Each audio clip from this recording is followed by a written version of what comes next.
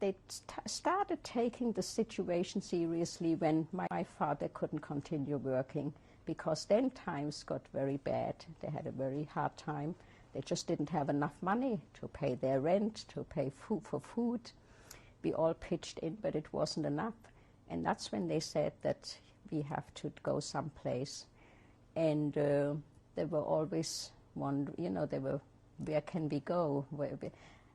They started going to the American consulate to take out a quota number. That was the first thing, because they did want to go to America.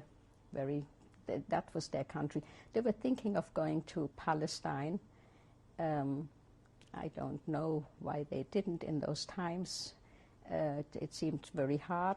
But they were hoping to go to the United States. It was getting serious. They were seriously thinking of immigrating, and then they tried. And as a matter of fact, what we did then, my brother once brought home a telephone book from New York. I don't remember. He found it someplace. He came home with this heavy book. We have never seen a telephone book like that in our life. And what we did, we were all sitting around that book and looking for Jewish names, Levy, Horowitz, all the Jewish names, Israel.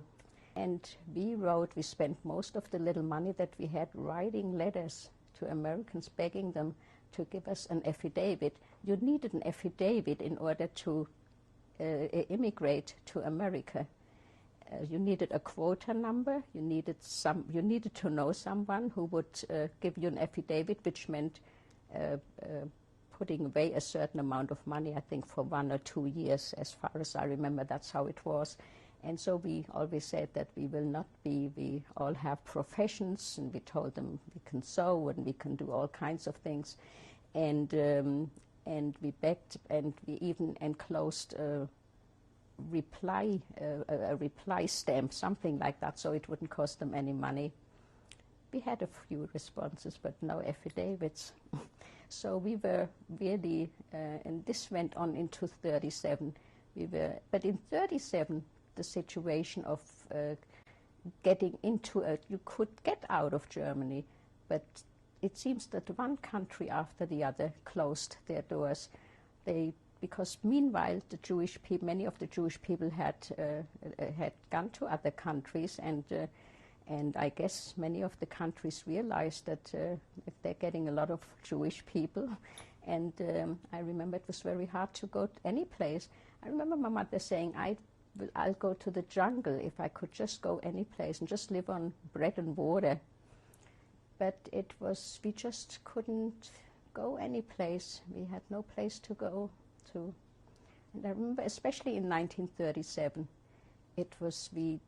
we tried very hard to go away to any place, whoever would want to take us.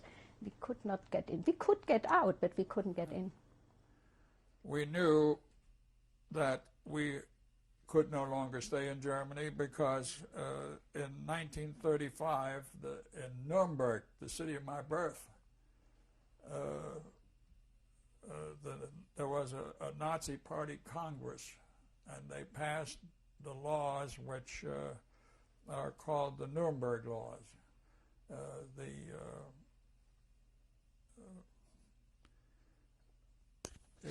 First of all, they deprived Jews of their German citizenship. That was number one. Number two, it made illegal for a Jew and a non-Jew to marry or to have extramarital relations. They also forbade German women to work as a maid in a Jewish household if they were less than 35 years old. So there were other restrictions imposed on Jews. And is there something that you individually experience of restrictions, your family?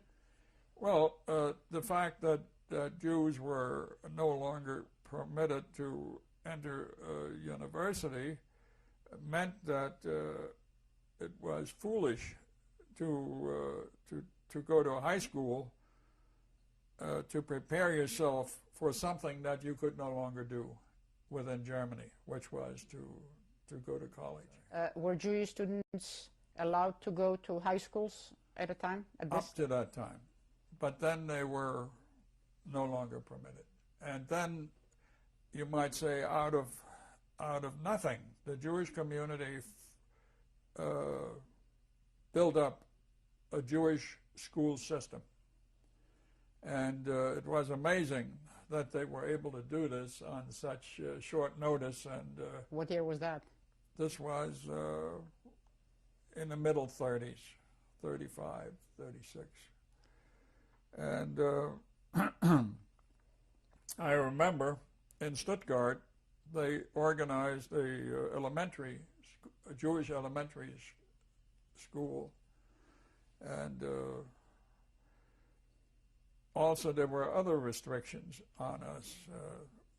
For example, we could no longer go to a swimming pool. We would walk up to a swimming pool and there would be a sign, Juden ist der Zutritt verboten. Which means? Jews are not allowed to enter. Were you able to go to a park? Yes, you could. You could go to a park, yes. But they had benches that were marked that you couldn't sit there. They had all kinds of restrictions. Actually, what happened was they cleared a certain section in the center of Vilna. Was where mostly Jewish people lived. They took all the inhabitants out of this section, and they disappeared. They took them away. They took them to the Lukishki prison, from where we found out later that they were all taken to Ponari and shot dead over there. And so this area that they cleared of inhabitants, they also, some Polish people had to move out of there, and they formed the ghetto. Actually, they formed two ghettos next to each other with one street, the Niemiecka Street, which is actually translated the German street, in between as a border dividing the ghetto number 1 and ghetto number 2. And then the order came that all the Jews from the entire city of Vilna must move to the ghetto, to the designated area, and they can only take with them only the things that they can carry with them. They're not allowed to have any horse and wagon or any kind of other transportation, only what you can carry on your back. September 6, 1941 was the day when the ghetto was established and all the Jews had to go. Now, the tragedy was so great, all of a sudden when we walked out of our apartment and we left all our possessions there, the Polish neighbors of ours, we had given them away some things rather than leave it there. They stood there crying, a lot of them, in mourning our fate, and some of them didn't show at all, were hiding in their apartments. But when we walked out the gate, we noticed a stream of people walking with bundles on their backs, mothers holding on to children, and fathers and everybody with tears rolling down their eyes. And there were a lot of Polish, I guess, and Lithuanian hooligans who would actually jump on some of the people and grab their bundles away at a time like that. A lot of them were sickly and could not carry this heavy load and would drop to the street and open up, and the contents sprawled out. It was a scene that has made a very, very great impact on me. just was walking around with a big pain in my heart. Couldn't understand it, couldn't understand it. I used to turn around with tears in my eyes to my mother and my father. I say, why? What have we done wrong? I was only 12 years old.